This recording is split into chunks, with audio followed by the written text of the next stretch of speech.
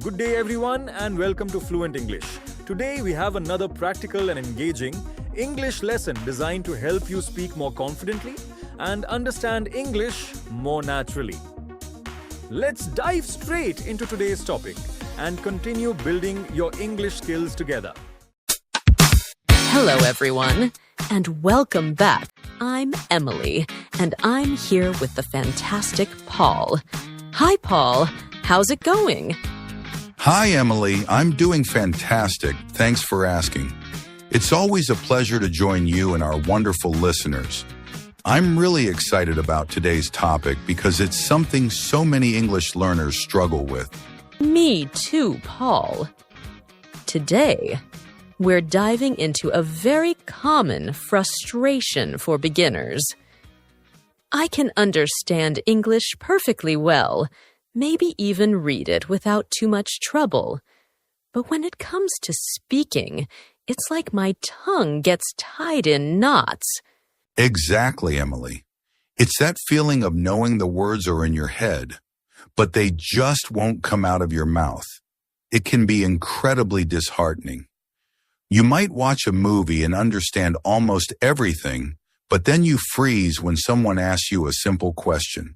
It's a bit like being a passive observer versus an active participant.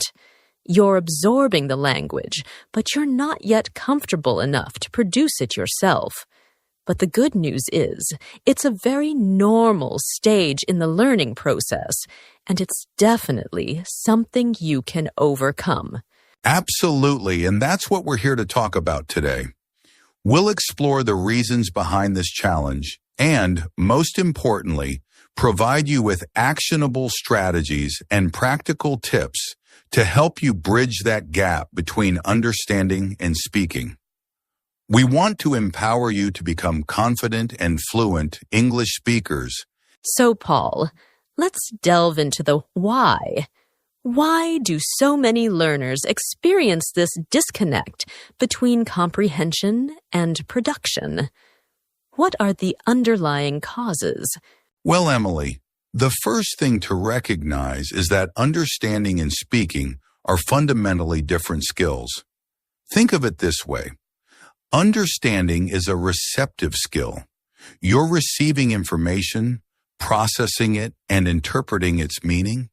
It's like being a sponge absorbing the language around you. That's a great analogy, Paul. It's like when you're reading a book or listening to a podcast. Your brain is actively working to decode the words and sentences, but you're not required to generate any language yourself. Exactly. Speaking, on the other hand, is a productive skill. You have to actively retrieve words and grammar rules from your memory, organize them into coherent sentences, and then physically produce those sounds. It's a much more active process. It's like the difference between recognizing a beautiful piece of music and actually playing it on an instrument. You might appreciate the melody and harmony, but playing it requires a whole different set of skills and coordination. Precisely. And in the early stages of learning, we often spend significantly more time on those receptive skills, listening and reading. Classroom settings, for example, tend to focus heavily on grammar and vocabulary, which are crucial, but they don't always provide sufficient opportunities for speaking practice. That's so true. You might spend hours studying verb conjugations and memorizing word lists, but if you don't actually practice using those words in spoken sentences, you're not developing the necessary muscle memory for speaking. Another major factor is the fear of making mistakes. It's a very common psychological barrier. Many learners, especially beginners, are terrified of sounding silly, getting the grammar wrong, or being misunderstood. This fear can lead to paralysis, where they simply avoid speaking altogether. It's understandable. We all want to make a good impression. But with language learning, you have to embrace the fact that mistakes are inevitable. They're not failures. They're valuable learning opportunities. Absolutely, and often it's also a matter of confidence. You might actually know more English than you think, but you lack the self-assurance to use it. You're hesitant to put yourself out there, to take that leap of faith and start speaking. It's like standing on the edge of a pool, knowing you can swim, but being afraid to jump in.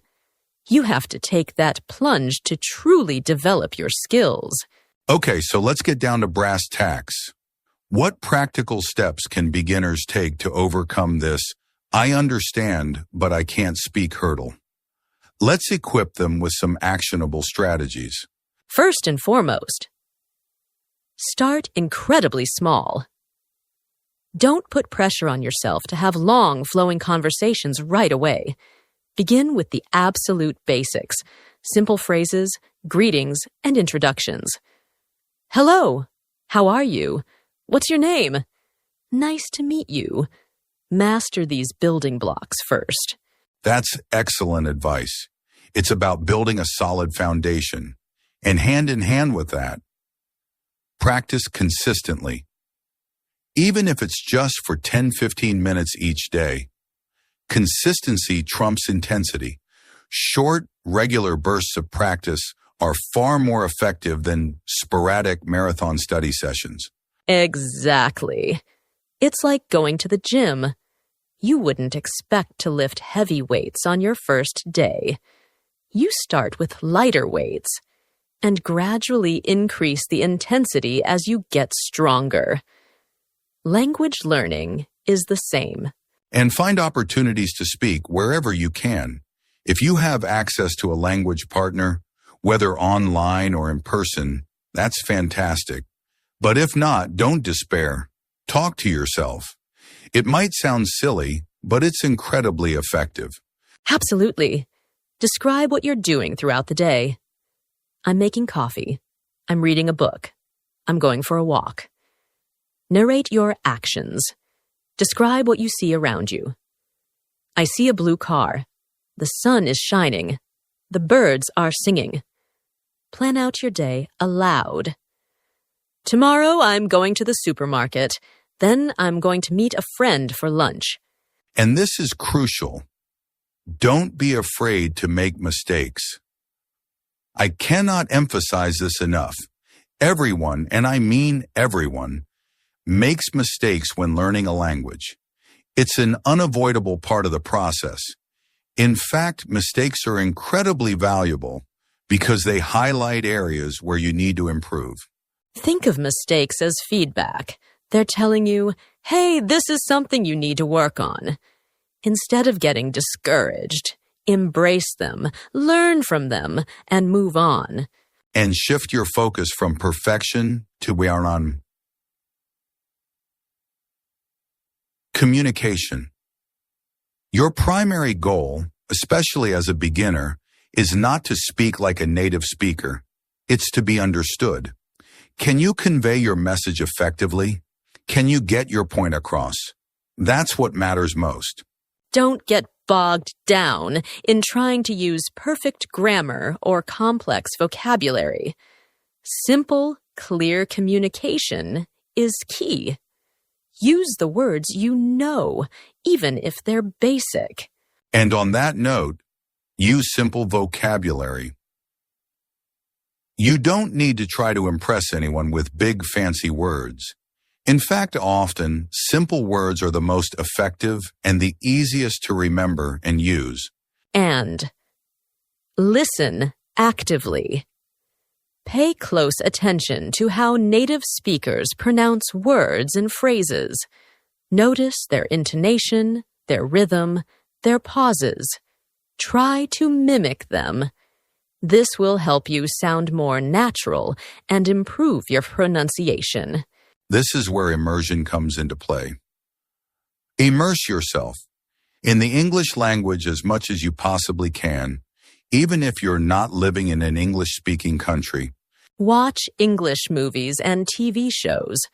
Start with subtitles if you need to, but gradually try to wean yourself off them. Listen to English music and podcasts. Read English books and articles. The more you surround yourself with the language, the more comfortable you'll become with it. And perhaps most importantly, be patient.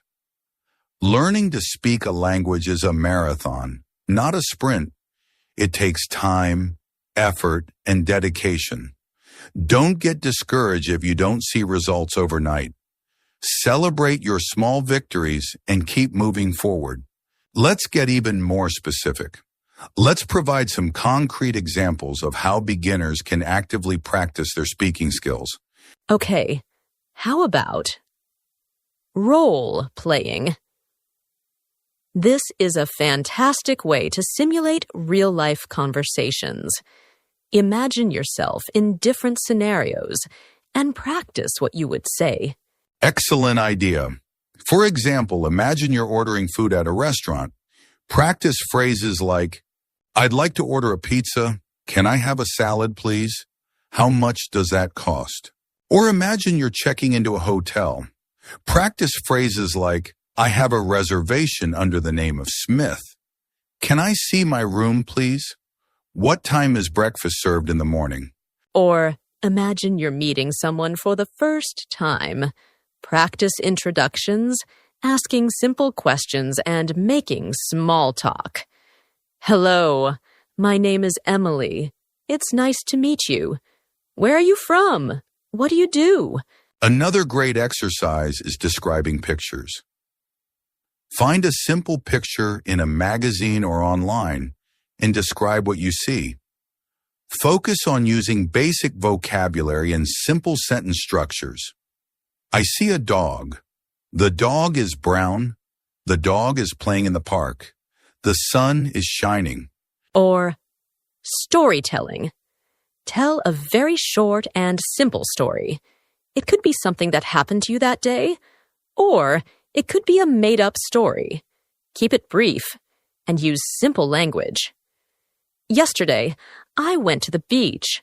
I swam in the sea. I ate ice cream. It was a good day." And answering simple questions is incredibly helpful. Practice answering common questions about yourself, your hobbies, your family, your job, etc. "What's your favorite color?" "My favorite color is blue." "What do you like to do in your free time?" "I like to read books and listen to music." "Where are you from?" "I'm from Brazil." And finally, shadowing. This is a powerful technique where you listen to someone speaking English, such as in a movie or a podcast, and you repeat what they say, trying to match their pronunciation, intonation, and rhythm.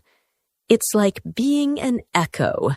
Shadowing helps you get a feel for the natural flow of English conversation, and it can significantly improve your fluency and pronunciation.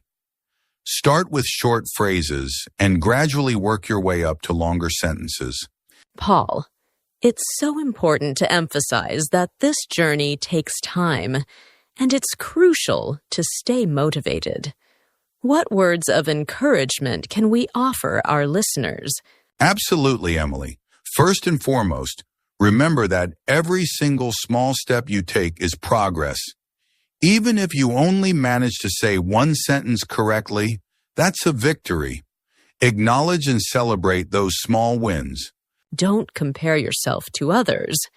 Everyone learns at their own pace. Focus on your own progress and celebrate how far you've come. Find a supportive community. Connect with other English learners, either online or in person. Share your experiences, your challenges, and your successes. Encourage each other and learn from each other. Remember why you're learning English in the first place.